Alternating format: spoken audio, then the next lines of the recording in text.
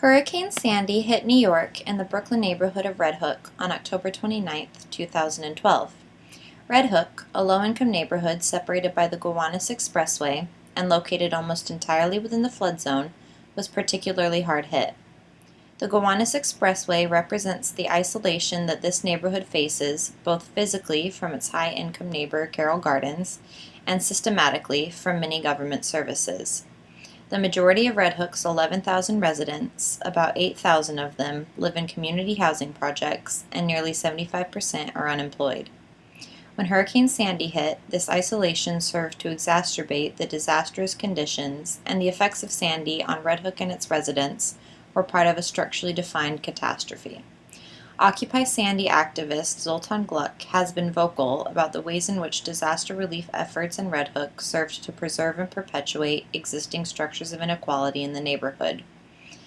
Red Hook Initiative and Restore Red Hook, a coalition of local businesses, were intimately involved in the initial relief efforts.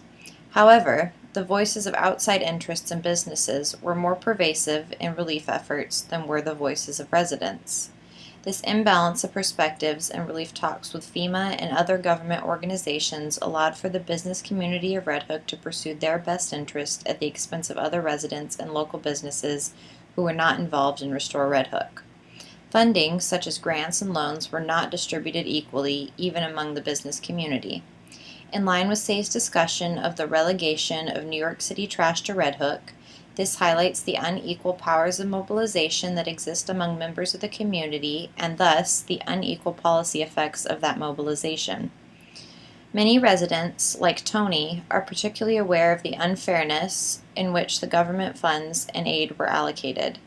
Tony has already spent $24,000 repairing his 3-floor Van Brunt Street property.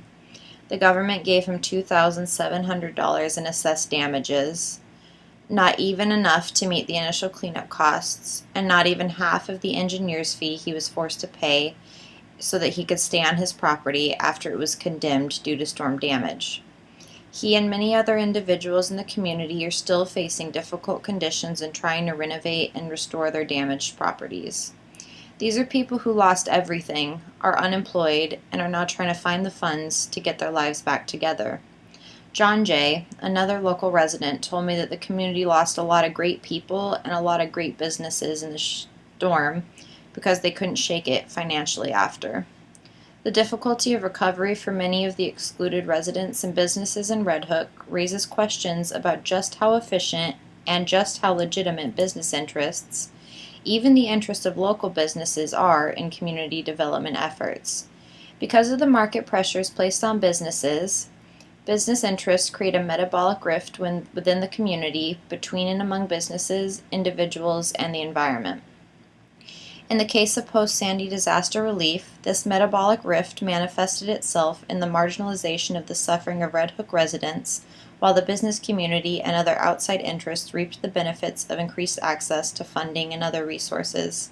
Business involvement in community development and disaster relief efforts, as well as the Red Hook Initiative's model, which is premised on strong business community networking, leads to the neglect of the needs of low-income citizens because the interests of businesses and residents are disparate and, without serious social and policy alterations, are mutually exclusive. In a way, business-oriented, community-focused efforts like Restore Red Hook and Red Hook Initiative are acting in bad faith by claiming that they played an integral role in aiding and serving the community's needs, because their actions were ultimately signaled by and tailored to their own financial self-interest and not that of their supposed beneficiaries.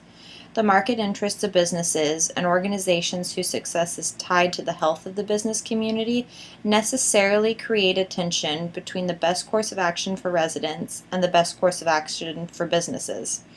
In the case of post-Sandy relief work in Red Hook, the divergence of community-based organizations from their stated and foundational purpose, aiding the community, has been obscured by existing power dynamics and has created a situation in which many residents are left 9 months later wondering how they will recover and where the money to do so will come from.